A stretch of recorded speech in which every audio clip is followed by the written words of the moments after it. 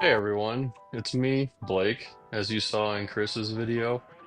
I just wanted to come on here to take the time to let you guys get to know me, what experience I have, the projects that I have going, the things I've learned in school, what I currently do for work, and go over what projects I have, what plans I have for Project Mitsubashi, and kind of just a general introduction. I've worked both professionally as an automotive mechanic and a diesel mechanic. Currently, I work as an agricultural diesel equipment mechanic at a place local here. I've been going to school for about 6 years, which does sound like a long time, and it definitely has been, but I'm getting a bachelor's in diesel technology, bachelor's in automotive technology, a minor in business, and a certificate in welding and fabrication. So I got a lot of schooling to do. Probably got about 1 year left of school. I plan on graduating in May of 26, assuming everything goes good, which from what I can tell it should. I've worked in the shop and I've worked out in the field running a service truck with my company. I've worked on tractors, sprayers, combines, some construction equipment like backhoes, road graders, scrapers, tillage equipment, seeders, basically a lot more agricultural focus, but still diesel technology and diesel equipment nonetheless. I've worked on old diesels, new diesels, Cummins A55s, Cummins K19, Cummins N14s, Caterpillar 3406, B models, E models, C7s, C13s, Detroit 8V92s, any of the 8Vs, any of the 6Vs. I've worked on Wagners, Big Buds, Versatiles, Ford Versatiles, John Deere's, Cases. We are a Ford Versatile dealership where I work, but we do work on pretty much anything. So I've seen a wide variety of equipment and implements. I've done electrical diagnosis, diagnosing wiring problems, module problems. I've done mechanical diagnosis of fuel pumps, fuel systems, internal lubrication systems, pretty much anything. I have a ton of hydraulic experience so far. I've done hydraulic upgrades on big bud tractors, bringing them up to the standards of modern implements. So that way our farmers can run these older tractors with more powerful and more precise equipment. Auto steer diagnosis and installation of auto steer systems. I've done, as my time as an auto technician, obviously I've done services, both engine, transmission, drivetrain services, repair of major and minor components, interior work, audio systems, ADAS systems, HVAC. I've done, tire services. So I've had quite a bit of experience, but I am only 26. I am pretty young, so I do know that as much as I do know, there's probably 1,000 times more information that I don't know, and I'm constantly learning new things every day in school and at work. And I always look forward to learning as much information as I can. Other projects that I have are a 1977 Ford F-150 that currently has a 351 modified and a C6 automatic transmission. The truck came with a 460, and I'm trying to make plans to get a 460 put back in it, which I'll go into more detail later. I also have the 1943 Ford 1-ton, which has a 3.9 flathead V8 in it and a manual transmission. That one is still in my possession, but it has a lot of work that needs to get done to it, and I can go into that a little bit later. Project Mitsubashi that I got from Chris. And then my main daily driver is my 2020 Ford F350 with a 6.7 Power Stroke. I've done a couple things to that, but mostly just kept it stock just so that way I can always have it when I need it. It's been my only vehicle that I've been able to drive around, so it was always important that I keep it in operational condition at all times. My first truck was a 1977 Ford F-250 heavy duty with a E4OD in it. I absolutely loved that truck, and that's probably the vehicle that set me on the path to become a mechanic in the first place. I loved working on it. I remember the very first time I ever really worked on a vehicle was that truck, and I remember the first thing I ever did to it was I put an S&B cold air intake in it. From there, I kept modifying it, kept adding new things, teaching myself how to do things on my own. Kind of just took off from there.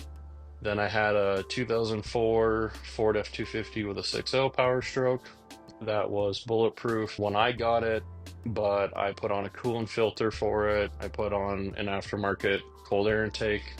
I fixed a lot of the suspension, replaced the sway bar end links, sway bar bushings, things like that. They were in bad shape when I got it. I did a transmission service on it, and I had that for 3 years. Then I got a 2017 Ford F-150 with a 5-liter Coyote in it, and I only had that truck for about a year, maybe a year and a half. And I traded that one in for the 2020 that I have now. I've had a 98 Subaru Forester with the 2.5 in it. And that one definitely, when I got it, needed a lot of help. I'm pretty sure the spark plugs that were in it were the ones that were in it from the factory. Uh, Anyone who knows about working on those, changing the spark plugs on those is not fun. You do have to lift the engine up a little bit to get access to them. Still got it knocked out, and after that, just kind of fixed minor things on it. When I got rid of it, it had about 250,000 miles on it, so it was a pretty high mileage car, but it served me pretty well. And then the next car I got was Project Mitsubashi. I guess we'll just kind of talk about Project Mitsubashi. So, as everyone saw on Chris's video and the couple shorts that I've uploaded so far, I was the one who got picked by Chris to get Project Mitsubashi. I drove all the way from here in Montana out to Michigan and back in one weekend. It was 60 hours in total for the whole trip, and I was driving for around about 50 of those hours, pretty much from the moment I left to the moment I got to Michigan. And obviously, the whole way back, there was construction everywhere. It was frustrating. There were some spots where I was completely stopped for 30, 45 minutes at a time, multiple times. Rough guess, I'd say it probably added another 3 to 4 hours to my trip, despite being frustrated and having to deal with the traffic and the closures and road construction. I do have a huge sense of appreciation for the people who go out there and do that kind of work. One of my jobs when I was a high schooler, I worked for the public works division or department at my hometown, kind of doing just general city maintenance. We did a lot of lawn care for the parks, lawn care for abandoned homes, road repairs, kind of cleanup and maintenance during events like our summer celebration. And while I don't have a fraction of knowledge as to what it entails doing interstate repair, I know how frustrating it can be dealing with to shut down a road, flack that people give you for that kind of stuff. So, hats off to everyone involved with those kind of repairs, because obviously no one's going to complain when the highway or the interstate is in perfect condition. They're only going to complain when it needs to be repaired or when it's being repaired. So honestly, hats off to them. If I would have been able to give myself an extra day, which just due to time constraints, I was limited to that 60 hours. I would have loved to, take some back roads. I would have loved to go see like the Mall of America, love to go see and kind of just take in like the Great Lakes. I know that there's a really famous bridge in Michigan that crosses over a little bit into Canada.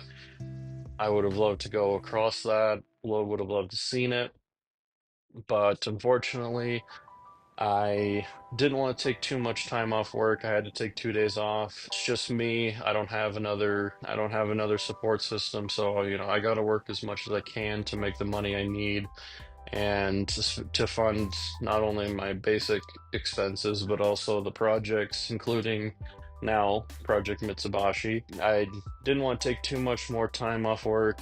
And the following Monday, which I picked up the car Saturday afternoon, drove all day Sunday, getting home Sunday night. Monday, I had two doctor's appointments in two different towns I had to get to, and I had to deliver the trailer that I was renting from U-Haul back to them to avoid a late fee. So I just had a lot going on. The previous week, I had just come off of my finals week for the semester, so it was a pretty jam-packed weekend, and I didn't want to leave the car with Chris for too long and make him feel like that I was kind of just letting it sit there rent-free.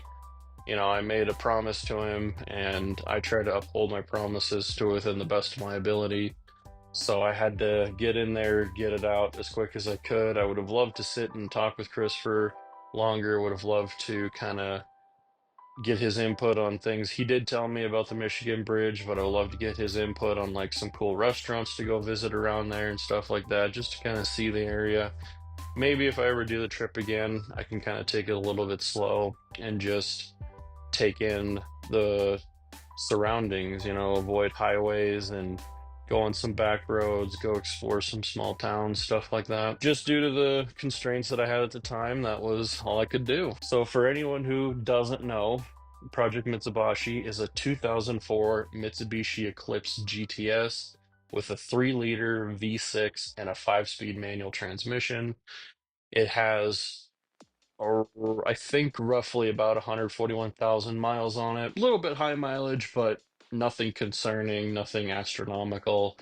And as some of you probably saw in Chris's video, there is some rust coming through on the strut towers, both on the driver and passenger side, which I have some plans to possibly get a donor car and then cut those sections out of the donor car, cut them out of Mitsubishi and re-weld them into there so that way they're obviously not as good as new, but as good as the condition of the donor car. And I'll definitely make sure that the donor car is a good car to pull from first and foremost, and try to seal them off with some type of sealant like rubberized coating, or maybe just routinely oil that area, kind of like what they do up in Canada. I know there's not a lot of services like that around here. There could be other services in America that do the same thing, but I know they will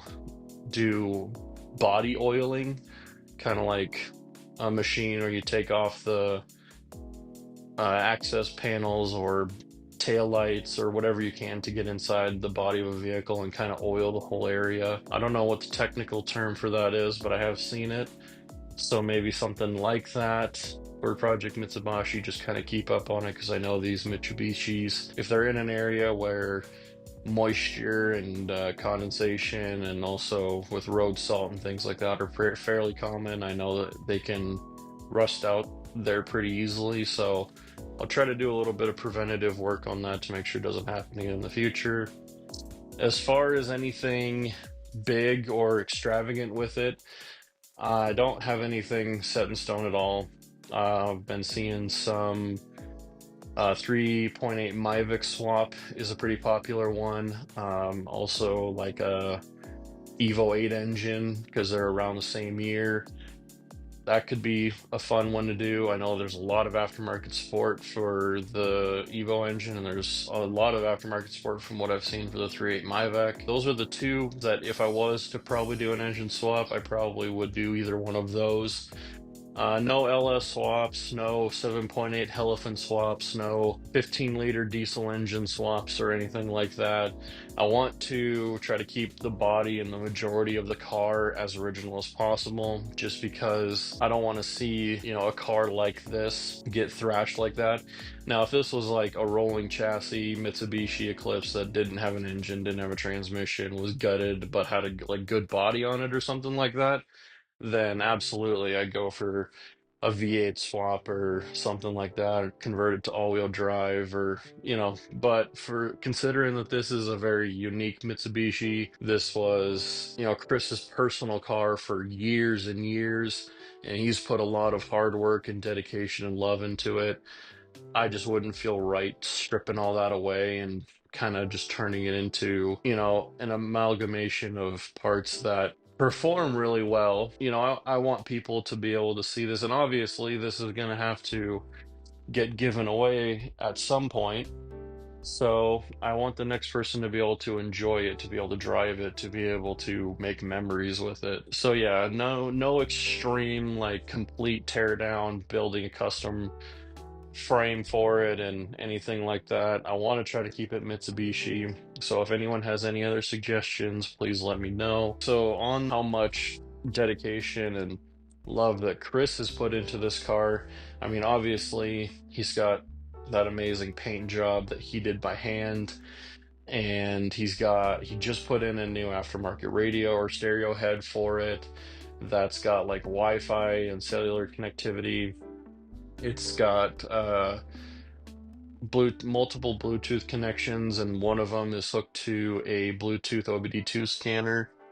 I don't have mine with me, but it's literally the same exact one that I already just happen to own. It connects to the OBD2 port, right, reads engine parameters, pulls engine codes, and it logs them for future use, and all that's connected to the this stereo head that Chris had put into it. It runs full Android, but it's fully capable of both Android Auto and CarPlay, so it's a huge upgrade for the car. Chris also has front and rear dash cams that can communicate directly with the stereo. They can either stream to it directly, or you can obviously run an SD card in them to save any moments that you need to. And I apologize if the camera randomly shakes. That would be one of my cats hitting the legs that it's on.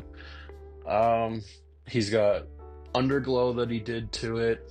He's kept it in amazing shape. Honestly, the car, for even having 141,000 miles on it, is in incredible shape.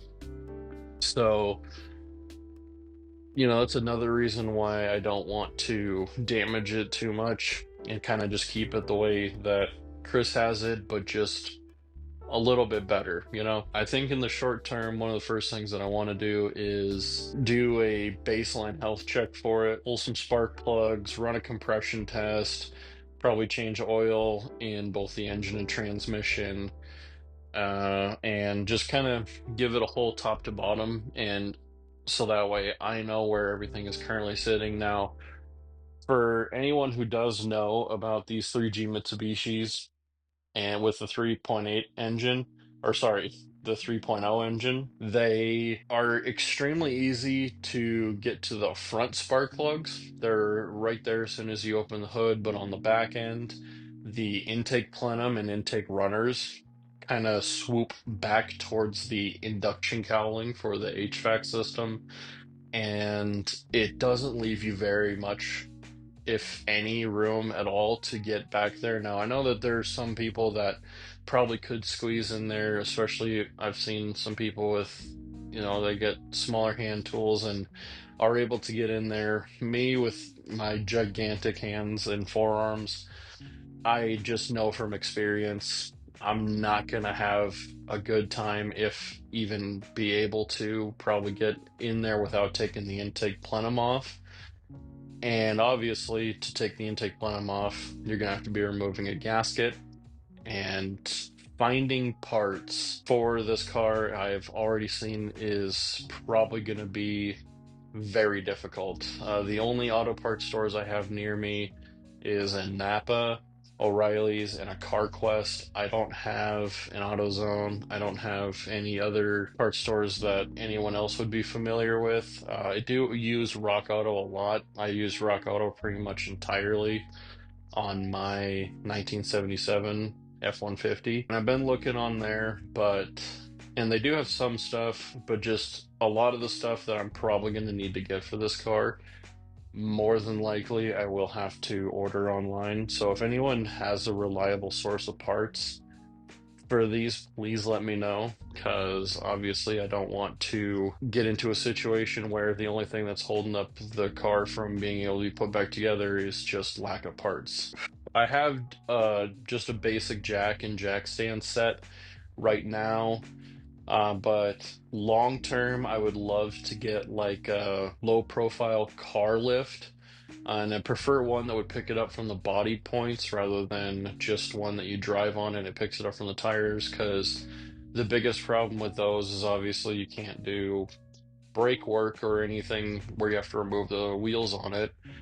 So if anyone has any good recommendations for those, or for like a car lift that could fit in a standard garage, that would be much appreciated, because I can, keep it not only stored while I'm working on it and keep it nice and lifted up, it will just make working on it a lot easier. Have another set of tools that I can bring from work and keep at home.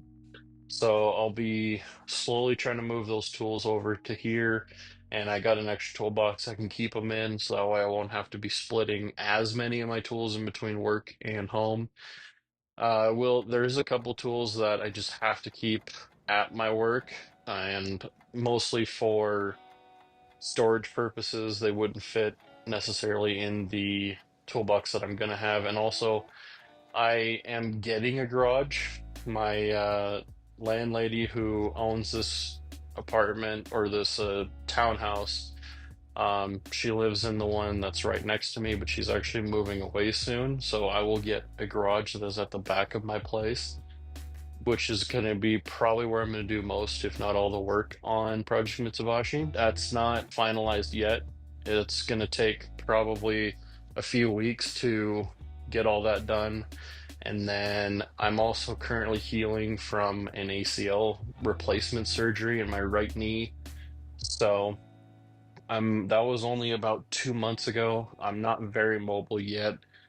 So, just understand that it's probably going to take me a little bit longer to start getting content out. And also, I'm still working full time. I'm still going to school. Right now, we're on summer break, but around fall and winter and the end of spring, I'm going to be in school.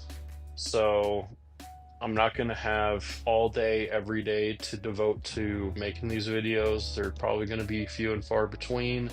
I'll try to make as much content as I can, obviously, but just wanted to establish that I'm not a content creator. It's going to take me a while to kind of get it. So, yeah, with all that being said, I will look to getting the next video out soon, like a longer form video like this. But I think for now, that's all I got. So anyway, thank you, and I hope you enjoy.